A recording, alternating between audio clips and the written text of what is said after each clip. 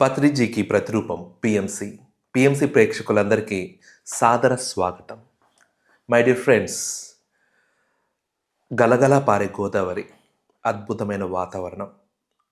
అటువంటి వాతావరణంలో గోదావరి నది ఒడ్డున ఒక జగద్గురు బ్రహ్మర్షి సుభాష్ పత్రిజీ గారి విశ్వ కళ్యాణంలో భాగంగా ఆయన చేసిన విశ్వ సంకల్పమే మహాసంకల్పమే వశిష్ఠ గౌతమి పిరమిడ్ ధ్యాన మహాశక్తి క్షేత్రం. మరి ఈ ధ్యాన మహాశక్తి క్షేత్రం అనగానే గుర్తొచ్చేది ఉగాది సంబరాలు. మరి ఈ సంవత్సరం 2026 మార్చి 13వ తేదీ నుండి 19వ తేదీ వరకు 7 రోజుల పాటు ఉగాది ధ్యాన జ్ఞాన యజ్ఞం 6 నిర్వహించుకోబోతున్నాం. ఈ సందర్భంగా ఇక్కడ జరుగుతున్న ముమ్మర ఏర్పాట్లు, కార్యక్రమాలు, ఆహ్వాన కార్యక్రమాలు ఎలా జరుగుతున్నాయో మనం తెలుసుకుందాం. మరి ఇప్పుడు మన ముందుకు ఇచ్చేశారు ఈ వశిష్ఠ గౌతమి పిరమిడ్ బేస్ చేసుకొని విశేష సేవలు అందించిన సీనియర్ మాస్టర్, అలాగే కాకినాడ జిల్లా పిరమిడ్ సేవాదల్ కన్వీనర్ వట్టుకూటి శ్రీనివాసరావు గారు. మరి ఆయన ద్వారా ఇక్కడ విశేషాలు తెలుసుకుందామా? నమస్తే అండి. నమస్తే సార్. శ్రీనివాసరావు గారు, మరి మీ గురించి ఈ సందర్భంగా పిఎంసి ప్రేక్షకులతో మీ గురించి పరిచయం చేసుకోండి. ఓకే అండి, నా పేరు వట్టుకూటి శ్రీనివాసరావు గారు. మాది ఈ వశిష్ఠ గౌతమి దగ్గరలో ఈ నియోజకవర్గంలో ఉన్న పల్లెవుల శివారు చౌదరిపురం అనే గ్రామం. నేను మిల్క్ డైరీలో మేనేజర్గా వర్క్ చేసేవాడినండి. ఇదే రూట్లో ఈ పేరవరం ఈ చుట్టుపక్కల ఇంచుమించుగా 50 గ్రామాల్లో మిల్క్ డైరీలు, మిల్క్ పాల సేకరణ కేంద్రాలు నాకు ఉండేయండి. హెరిటేజ్లో జాబ్ చేసేవాడిని. ఆ కేంద్రాలు జాబ్ చేస్తూ ఉన్నప్పుడు ధ్యానం అనే పరిచయం జరిగిందండి. తొలిసారిగా ఆచార్య శ్రీనివాస్ గారి ద్వారా తొలిసారిగా ధ్యానంలోకి రావడం జరిగిందండి. ఓకే. ధ్యానంలోకి ఏ విధంగా వచ్చానంటే, జాబు ఆ టైంలో మానేయటం జరిగింది. అనేక బిజినెస్లు చేసి ఇబ్బందుల్లో ఉన్నాను.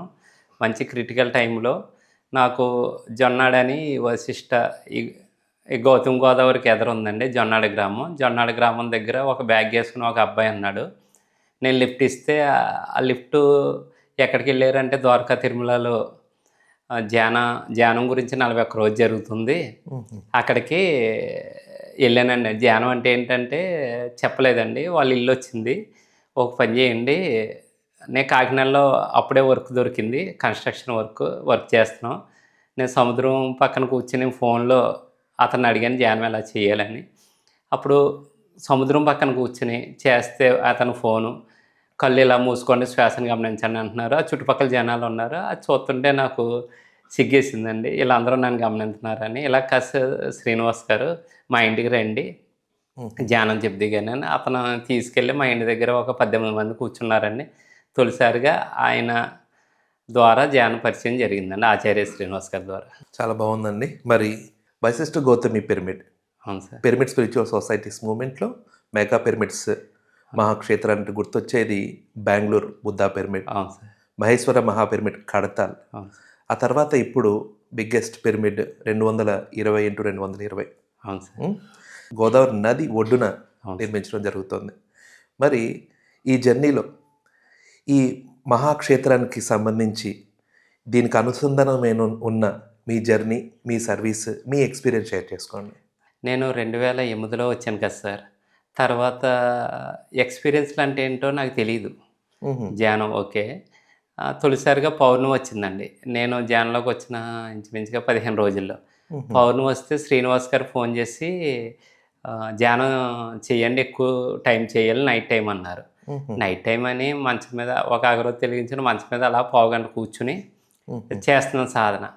అప్పట్లో స్టార్టింగ్ కదా సార్, ఒక పావుగంట చేయటం ఎక్కువ. అలాంటిది పావుగంట చేసి కళ్ళు ఎలా తెరుదులో కానీ ఎదురుగుండా సత్యసాయిబాబా ఉన్నారండి నిలబడి. ఒరే మూర్ఖుడు, అద్భుతాలు కనపడతాయి, కళ్ళు మూయరా అన్నాడు. ఇదేంటి ధ్యానంలో ఇది కూడా జరిగిద్దా అని మళ్ళీ కళ్ళు మూసానండి. కళ్ళు మూద్దులోకి మళ్ళీ కళ్ళు ఇంకా ఎక్కువసేపు చేశాను. తర్వాత కళ్ళు తెరుదులోకి ఆయన లేరనమాట అండి. అంటే ఈయన గురించి రకరకాలుగా అంటారు, ఈయన నాకు కనబడ్డాడు ఏంటి అనుకున్నాను. ఆ తర్వాత అడిగితే ఇది ఎక్స్పీరియన్స్, గురువులు ఎక్స్పీరియన్స్ అంటే ధ్యానంలో రావాలి కదా, ఎదురుకుండా నుంచుని ఉన్నాడు అనమాట. ధ్యానంలో ఇది కూడా జరిగిద్దా అనిపించింది ఫస్ట్ ఎక్స్పీరియన్స్. సెకండ్ ఏంటంటే రాజమండ్రిలో పిరమిడ్ ఉంది, మూర్తిగారి పిరమిడ్ అని, అక్కడ పిరమిడ్ ఉందన్నారు. నేను పైకి ఎక్కి ధ్యానం చేసుకుంటున్నాను. కూర్చుని. చేసుకుంటుంటే నా పక్కన వచ్చి ఒక ఆయన కూర్చుని ఉన్నారు గోచి పెట్టుకుని. ఎవరైనా పలకరించినా పలుకుతలేదని పలకరిస్తే అస్సలేం కదలలేదు. ధ్యానం అయిపోయింది. నేను ధ్యానం చేసిన తర్వాత ఆయన లేడు. అంటే ధ్యానంలో కనపడ్డారు. ముందు సత్యసాయిబాబా అయితే ఎదురుగుండా కనపడ్డారు. అంటే మెట్లు దిగి వస్తుంటుంటే ఈయన అక్కడ పేరు రాస్తుంది రమణ మహర్షి అని. ఇలాగా ప్రతిదీ ఎక్స్‌పీరియన్స్‌లు రావటం మొదలైనయి. ఈ రూట్‌లో ఏం జరుగుతుంది, పలానా చోట యాక్సిడెంట్ అవుతుంది, లేకపోతే ఎక్కడో బ్లాస్ట్ అయింది. అది ముందుగా నాకు ధ్యానంలో కనపడటం, తర్వాత పేపర్‌లో చూడటం. ఈ ఎక్స్‌పీరియన్స్‌లు వస్తుంటే అలా మన ఈ ఫస్ట్ యజ్ఞం శ్రీశైలం వెళ్ళామండి. అమరావతి లాస్ట్ అండి. శ్రీశైలం ఒకటండి. మన సింహాచలం ఒకటి, అమరావతి. ఈలోగా ఇక్కడ స్థలం కావాలని సారు శంకర్రెడ్డి గారు చెప్పారటండి.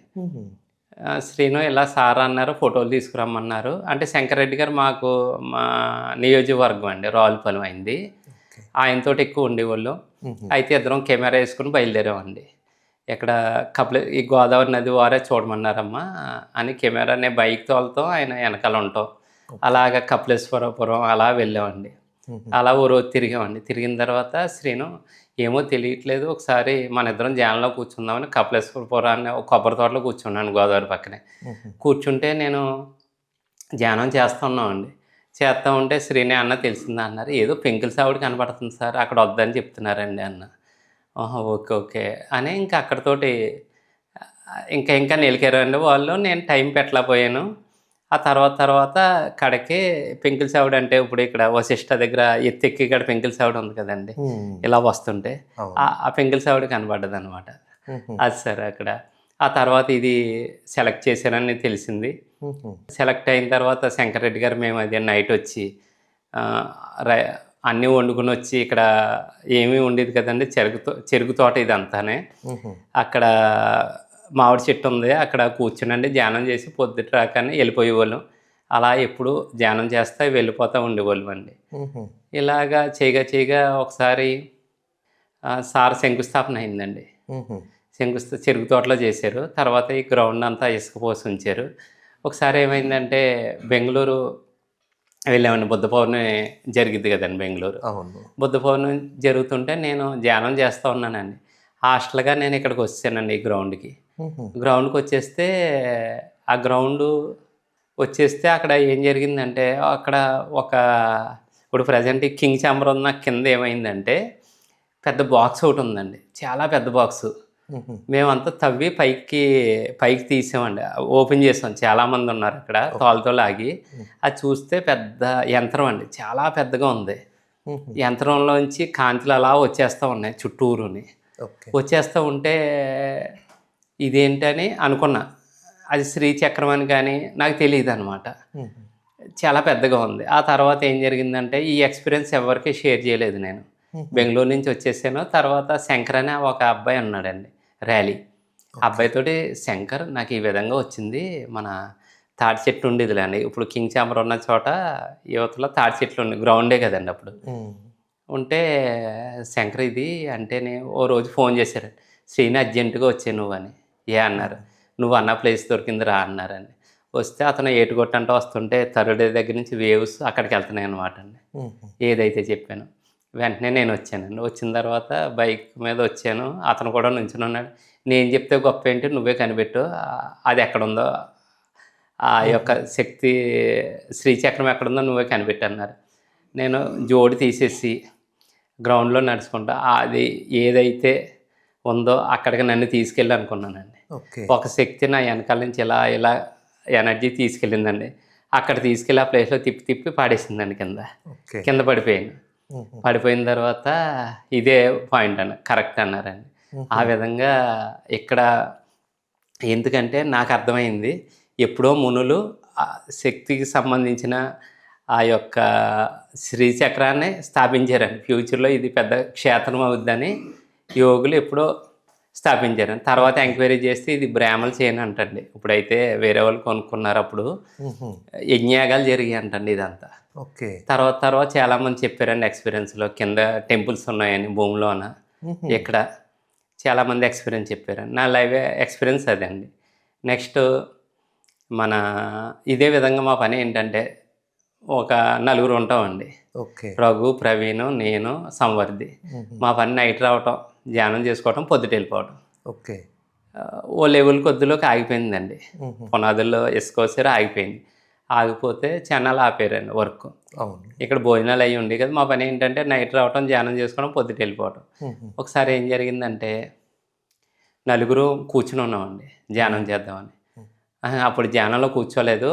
సంవర్ధ అన్న అబ్బాయి వాళ్ళ అక్క ఫోన్ చేసిందండి. హుహు. ఒరే తమ్ముడు, అక్కడ పైన ఎవరో మాస్టర్ ఉన్నారు, మీకు ఏదో మెసేజ్ ఇస్తాడంట హుహు. అని చెప్పిందండి.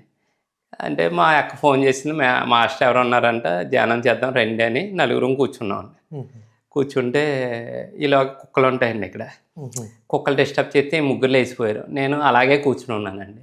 ఓకే. కూర్చుని ఉంటే పెద్ద కాంతి స్తంభం నా ముందు వచ్చి అలా ఉందండి. హుహు. వెంటనే సార్ చెప్పారు కదా, ఎవరు వచ్చినా అడగమంటారు కదా. నేనేం చేయంటే ఎవరు మీరు అన్నా. నేను వశిష్ఠుల వారిని అన్నాడు. ఓకే. నేను వశిష్ఠుల వారిని అంటే ఏ నాతో పని ఏంటన్నా ఇలాగండి. ఎందుకో మామూలుగా ఫ్రెండ్ లాగా మాట్లాడా.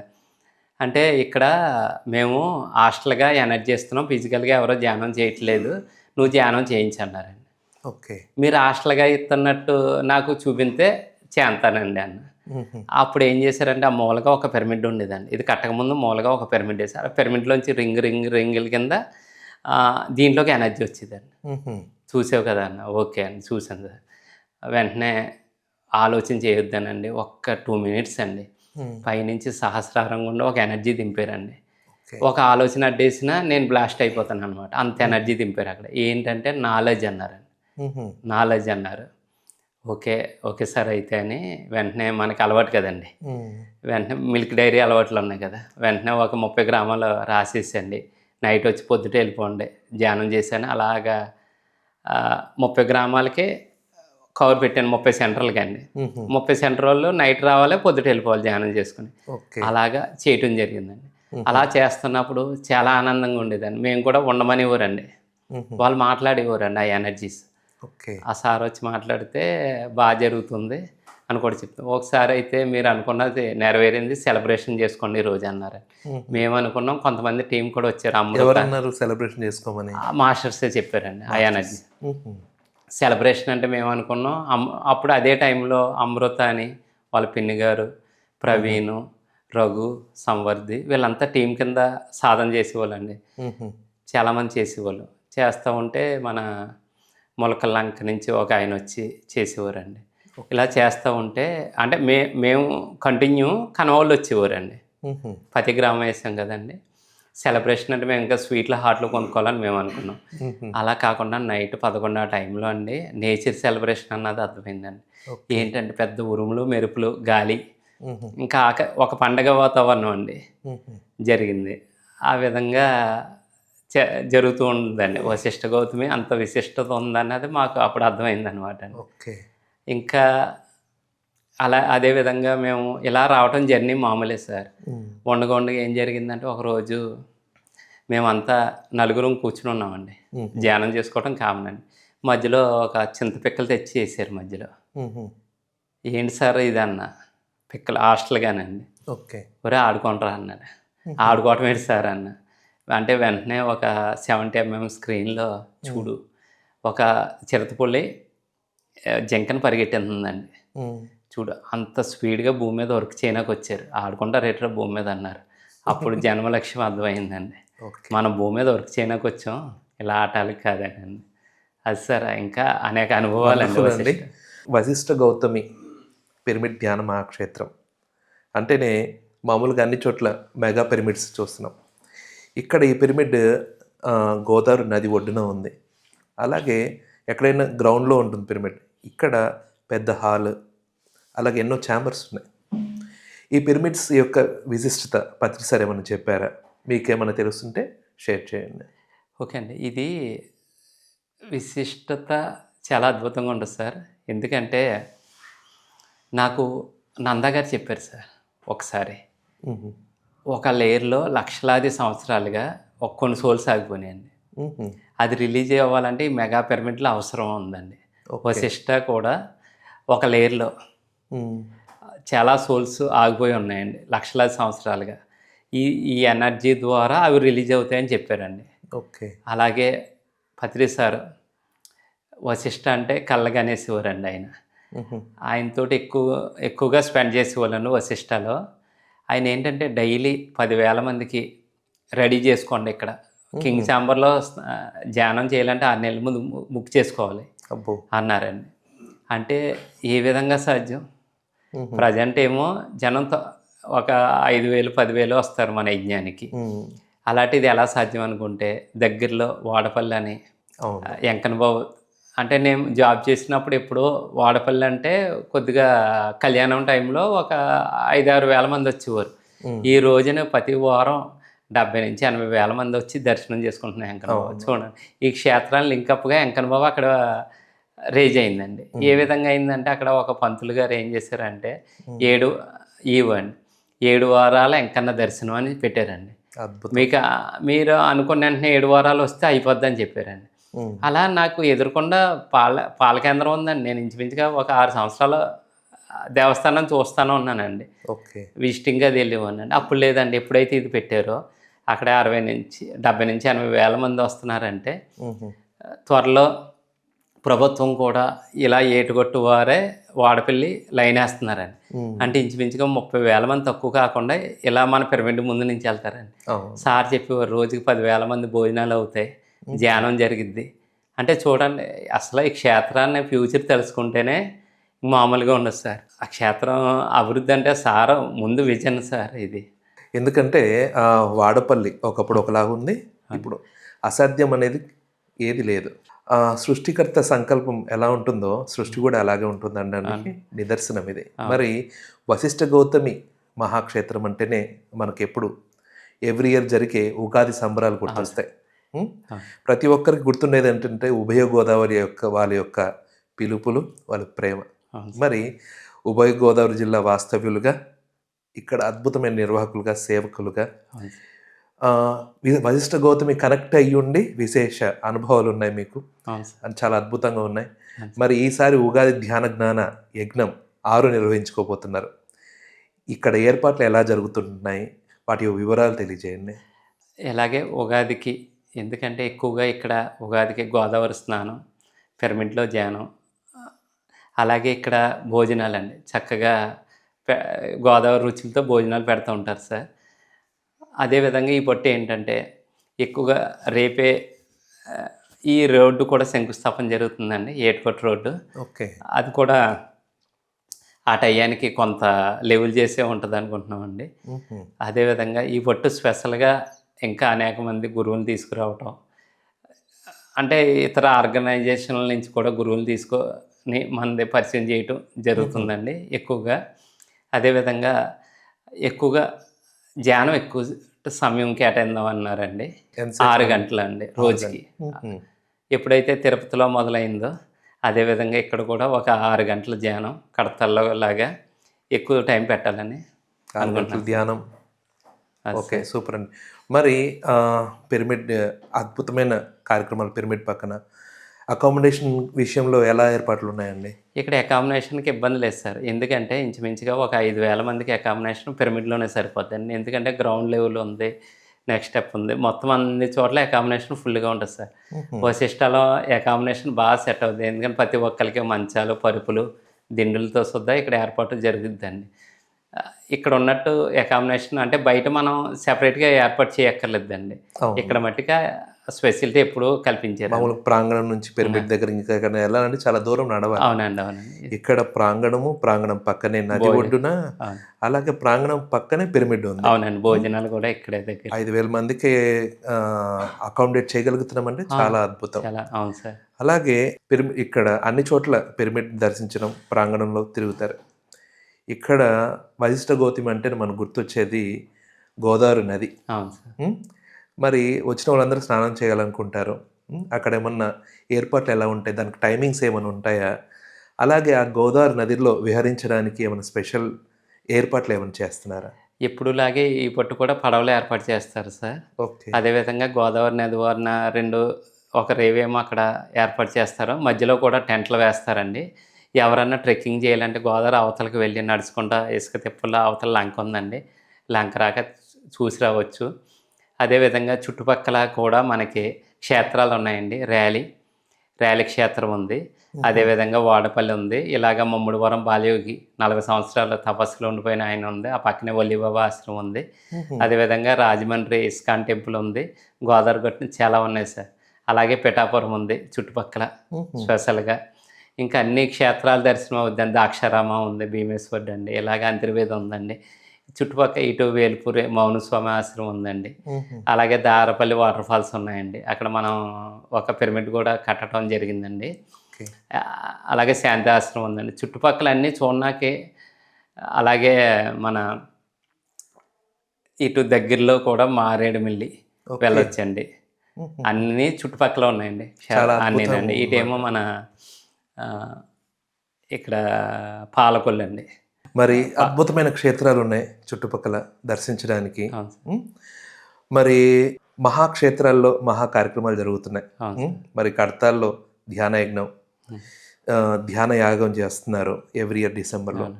ఇక్కడ వశిష్ఠ గౌతమి అంటే వేలాది మందితో ప్రతి ఉగాది చేస్తున్నారు. అవును. వచ్చే సంవత్సరం అద్భుతంగా పుష్కరాలు జరుగుతాయి. ఇక్కడ ఘాట్ 27 ఏర్పడుతుంది, రోడ్డు వస్తుంది, అవును. ఇంకా ఏర్పాట్లు ఇక్కడ ఫెసిలిటీస్ గవర్నమెంట్ నుంచి కూడా మంచి ఫెసిలిటీస్ రాబోతున్నాయి. కాబట్టి ఇటువంటి విశ్వ కళ్యాణంలో భాగంగా ప్రపంచవ్యాప్తంగా ఉన్న ధ్యానులందరినీ ఇక్కడ ఆహ్వానించడంలో భాగంగా ఇక్కడ ఏర్పాట్ల గురించి తెలియజేశారు. అందరికీ ఆహ్వానం ఎలా పలకపోతున్నారు ప్రపంచవ్యాప్తంగా ఉన్న 2 తెలుగు రాష్ట్రాల మాస్టర్స్ని? అవును సార్. నెక్స్ట్ ఉగాది తర్వాత నెక్స్ట్ 2027 పుష్కరాలండి. ఆ పుష్కరాల టైంకి గవర్నమెంట్ వారే చాలా ఈ రోడ్డు కంప్లీట్ అయిపోతుందండి. అలాగే పిరమిడ్‌గా డైరెక్ట్ రోడ్ అండి. ఇది కూడా వచ్చేస్తుందండి. అలాగే పుష్కరాలు రేవులండి.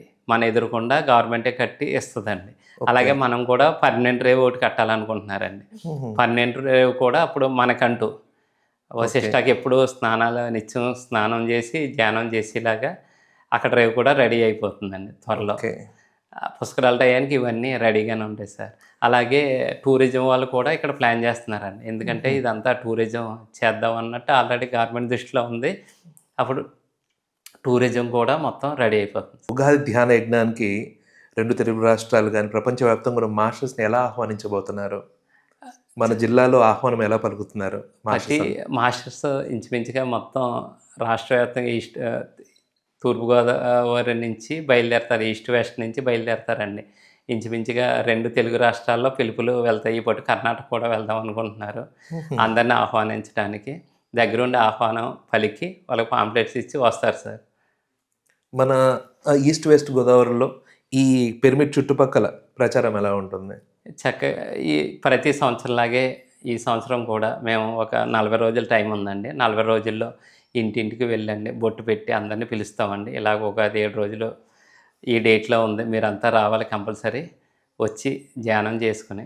మన పిరమిడ్ చుట్టుపక్కల ఎన్ని గ్రామాలు కవర్ చేస్తారండి? ఇంచుమించుగా ఒక 80 గ్రామాలు కవర్ చేస్తాం సార్. ఇక్కడ ప్రతి ఇంటికి వెళ్ళి బొట్టు పెట్టి ఆహ్వానిస్తారు. అవును సార్. ఎందుకంటే ఈ మండలంలో మనకి ఆత్రిపురం మండలం ఒక 18 గ్రామాలు ఉన్నాయి సార్. రావులపాలెం ఒక 24, కొత్తపేట 2 కలిపి 28 గ్రామాలు ఉన్నాయి కొత్తపేట మండలం. ఒక 80 నుంచి 100 గ్రామాలు. అవును సార్. 80 గ్యారంటీ అండి. రాజమండ్రి మొత్తం కవర్ చేస్తామండి చాలా వరకు. ఓకే. అవును సార్. ఇలా నిడదవోలు అందరినీ పిలుస్తామండి. ఓకే శ్రీను గారు, మరి అద్భుతమైన జర్నీ ఉంది వశిష్ఠ గౌతమితో. అవును సార్. మరి ఇక్కడ జరిగే ఉగాది ధ్యాన జ్ఞాన యజ్ఞం స్పెషల్లీ ఉభయ గోదావరి వాస్తవులు ఈ కార్యక్రమానికి మీ మాటల ద్వారా ప్రపంచవ్యాప్తంగా ఉన్న ధ్యానులందరినీ మీ మాటల ద్వారా మీ ఆహ్వానం పలకండి. ఓకే అండి.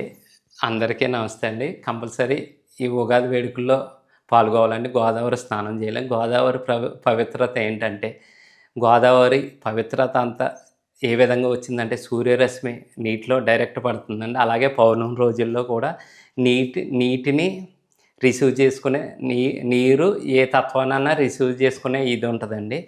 ఆ గోదావరి పవిత్రత ఎలా వస్తుందంటే ఆ చంద్రకాంతుల్ని రిసీవ్ చేసుకుంటుంది, సూర్యకాంతిని రిసీవ్ చేసుకుంటుంది. దాంట్లో మనం చేయటం ద్వారా మన యొక్క కణాలు యాక్టివేట్ అవుతాయండి. అలాగే పిరమిడ్లో ధ్యానం చక్కగా ఇక్కడ ఎందుకంటే గోదావరి నది తీరంలో పండిన ఆహార పదార్థాలు కూడా చాలా ఎనర్జీగా ఉంటాయండి. చక్కటి భోజనం, ధ్యానం అందరూ రావాల్సిందిగా కోరుకుంటున్నానండి. ఓకే శ్రేణి గారు, thank you. Thank you sir. Okay friends, చూశారు కదా, మహాక్షేత్రం వశిష్ఠ గౌతమి ధ్యాన మహాక్షేత్రం, మరి ఉగాది ధ్యాన జ్ఞానయజ్ఞం 6 ఇక్కడ విశేష ఏర్పాట్లు, అద్భుతమైన ప్రచారం చేస్తున్నారు. మరి అందరికీ ఏ విధమైన ఏర్పాట్లు జరుగుతున్నాయి, ఇక్కడ ఏ కార్యక్రమాలు జరుగుతున్నాయి అన్నీ తెలుసుకున్నాం కదా. మరి మరొక మాస్టర్ ద్వారా, ఇంకొన్ని అద్భుతమైన నిర్వాహకులు, ట్రస్టీస్ ద్వారా ఇంకా మరిన్ని విషయాలు తెలుసుకుంటూనే ఉందాము. చూస్తూనే ఉండండి పిఎంసి ఛానల్.